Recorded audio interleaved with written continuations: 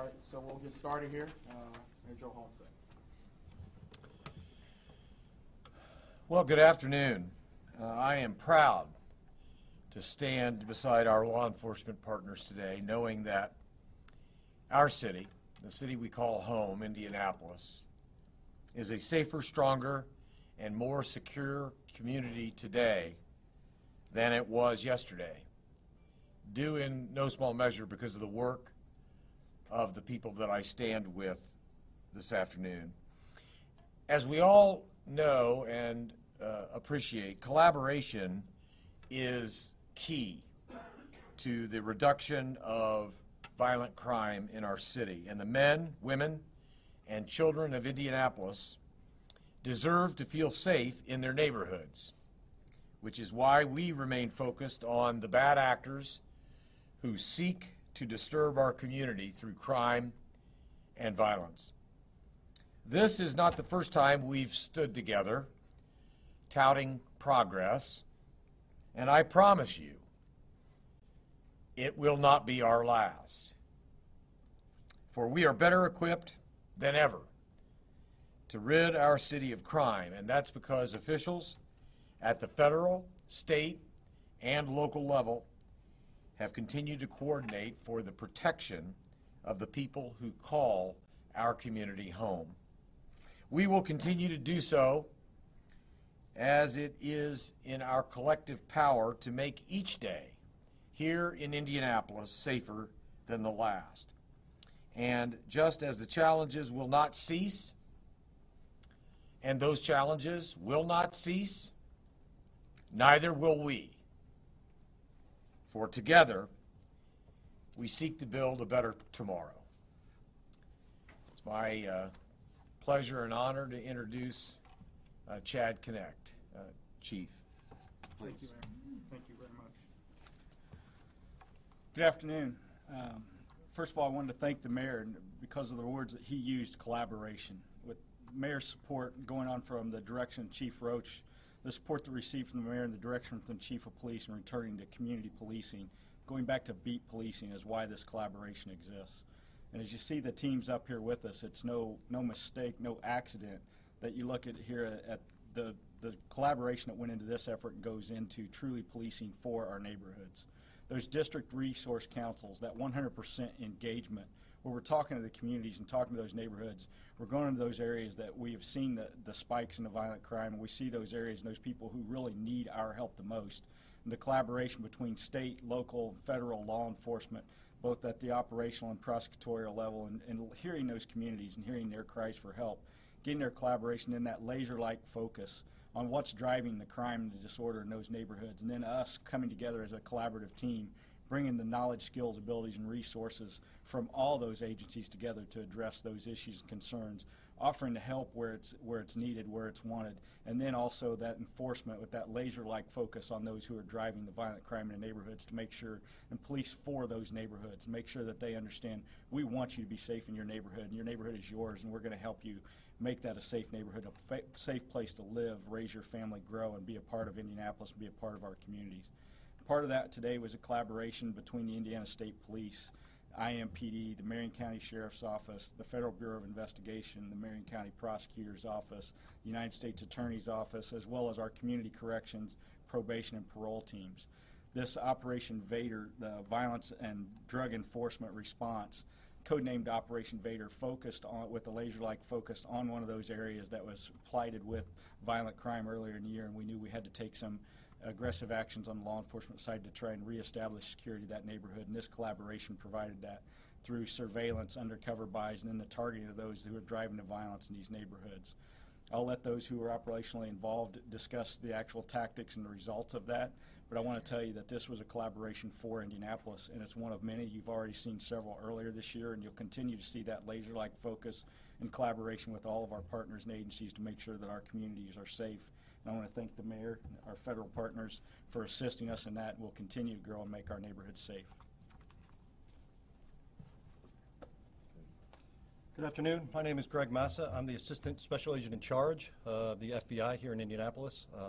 My job is to help lead and manage all federal criminal violations throughout the state of Indiana. I'm joined by Ed Wheely, who's our supervisor and leader of our Safe Streets Task Force. It's comprised of the agencies represented up here today. I just have 3 messages to share with you before I turn it over to Supervisor Wheely to talk about some of the results.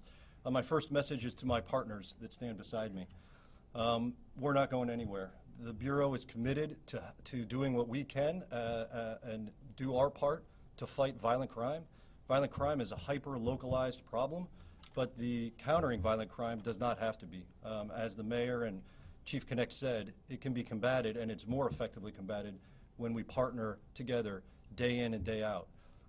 As SSA Wheely and his team and the men and women that work for us every day in, day out, night after night, they're on the streets keeping it safe. And so in my Bureau career, I've been in New York City, I've been in Washington, D.C., I've been in 8 different countries, and I can say, in my experiences, there is no finer group of law enforcement officials who do their jobs as professionally, as thoroughly, and as enthusiastically as you can see. So I'm so humbled and proud to be a part of this group here today.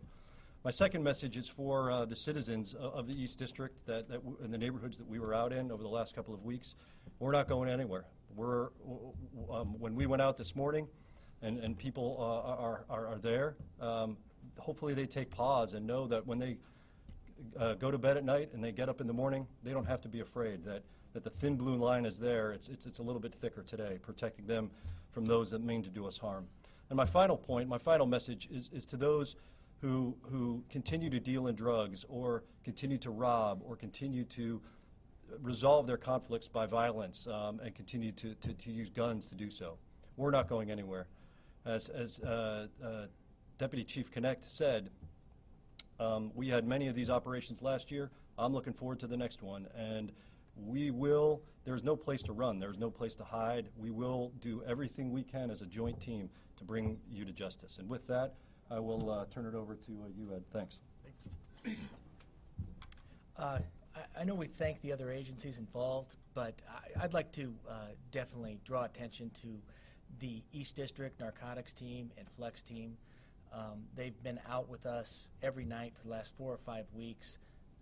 Great group of officers to work with, hardworking people, and it's been our pleasure to work with them and a privilege to work with them. Additionally, this case was supported by the Indiana State Police and the Marion County Sheriff's Department, but it was also supported heavily by the United States Attorney's Office and the Marion County Prosecutor's Office, so thank you to those partners as well.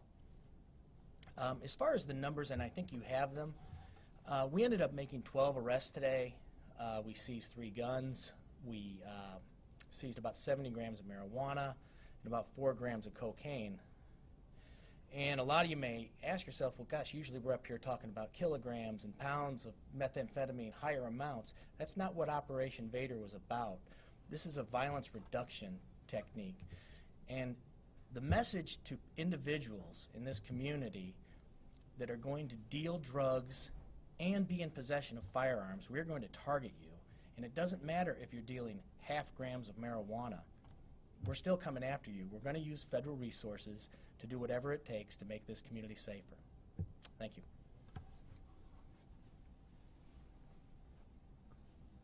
Questions?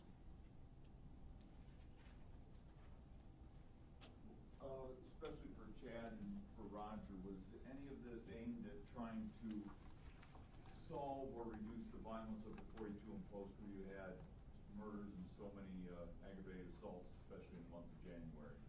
So I'll let Roger talk specifically about the East District. This is the district that he's charged with being responsible for, and from being out here in the past and working, we know there are certain areas where there's more violence at times, and certainly those areas that blip onto that radar. We're a data-driven, intelligence-led police department, and we're community engaged and involved, and it's how do you build that intelligence from the input of those communities that are coming to us saying, you're providing this resource, you're providing this resource, but we need help on this. And that's where our focus goes. And there were violent crimes there late last year and early this year, and certainly that drew some of our attention. And then this group of people here, the collaboration you saw here, and as Ed spoke, this wasn't about large seizures. This was a laser-like focus on those who were driving the violence in the neighborhood that needed help at that moment. and that did involve the Zone 70, 42nd Post area, and some of those coming and going from that area that may live in other parts of the city. Commander? So, before this effort got underway, to your comments about a specific geographic area and to what the chief said, we've already been partnering together, and the efforts to put these partnerships together predated the things that happened in the area of 42nd and Post, specifically in the month of January. So it more than anything, it steeled us to be able to go forward and really have a direct impact on that, as well as any other areas of Indianapolis or East District specifically, where the problems cropped up based upon our intelligence and based upon what the community told us about the problems that they were experiencing as well. 42 and Post, have you seen a reduction from the violent month of January? And is that because you've had more enforcement, you've taken those people off the streets, or they're lying low because you flooded that area? As far as the exact answers for all that, I don't know. What I can say is that there has not been another homicide in the area of 42nd and Post since January 21st. And so we had put a lot of efforts into that area, high visibility patrols, not only with our own East District police officers who ordinarily patrol that area, but also with some of our partners. The Sheriff's Department Reserve section was pivotal in helping to provide some of those high visibility patrols, as well as the Indiana State Police, as well as the Lawrence Police Department.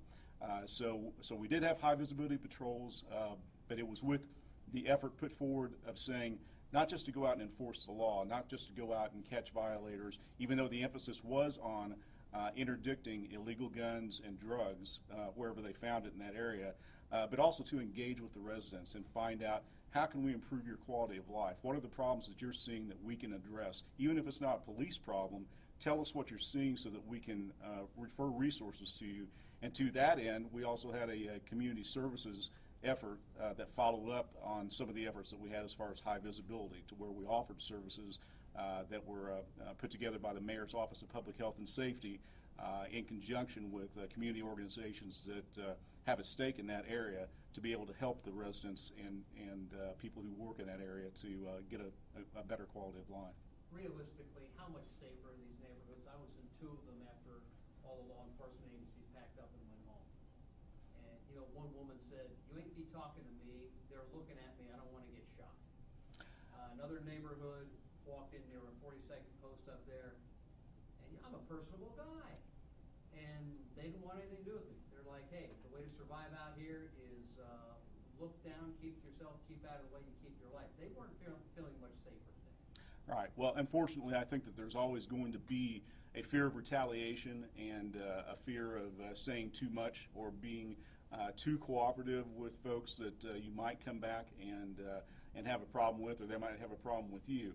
We're trying to address that. This is a process. It's not going to be an overnight thing. But one of the things that we do, and we do continue to try, and we will continue trying, is to make those relationships with the people in the neighborhood, to help them feel safer about it, to help them feel less fear of talking with a uniformed police officer for fear that they're snitching, for example, because we know that that's a real thing that's out there as well.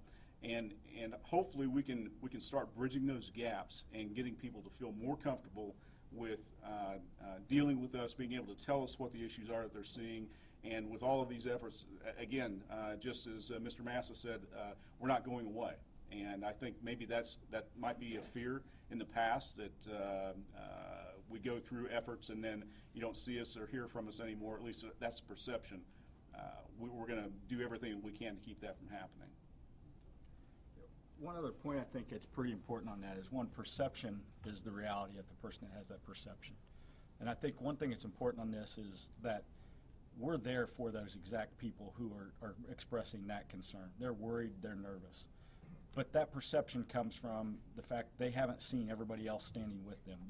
This isn't, as you said, the law enforcement at some point, we can't continue to have that heavily of a presence in every neighborhood in our city. But we reach that tipping point where that's not one person saying that's enough. We're not going to tolerate the violence in our community. That's that entire neighborhood saying that's enough. This is not how we want to live. We don't want to live in this fear, and we're going to reinvigorate this community and go through. And we partner and collaborate with that neighborhood to turn that neighborhood and get over that tipping point to where they see they're not alone in saying that that's unacceptable. That's the entire neighborhood saying that's unacceptable. You get that tipping point, you get that synergy in that neighborhood, and then everybody begins to feel safe. You see them sitting on their porches, you see the kids out playing, you see people not afraid to talk to each other walking through the neighborhoods, and that's how you reach that and empower that neighborhood, and that neighborhood gets back to what its true purpose is and how it should be there. And that's, law enforcement can be a facilitator in that and assistance, but it's that neighborhood that drives that and is part of that, and we're there to support them getting their neighborhood back. Question for Ryan: as these cases in the file move through the system, what hope do the neighbors have of a week from now not seeing these guys back in their neighborhood?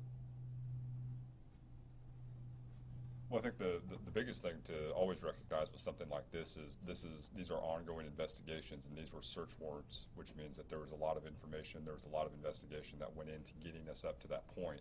And so I think it's no secret. I mean, we've been able to develop actionable intelligence from these type of investigations, and I think that's going to help us make our community a safer place down the road.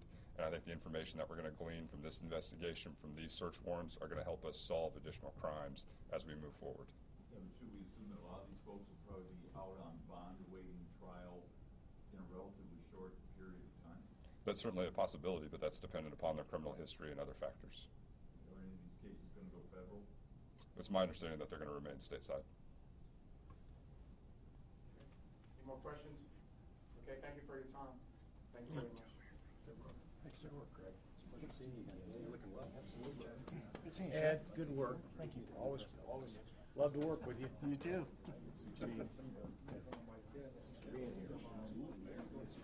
Good,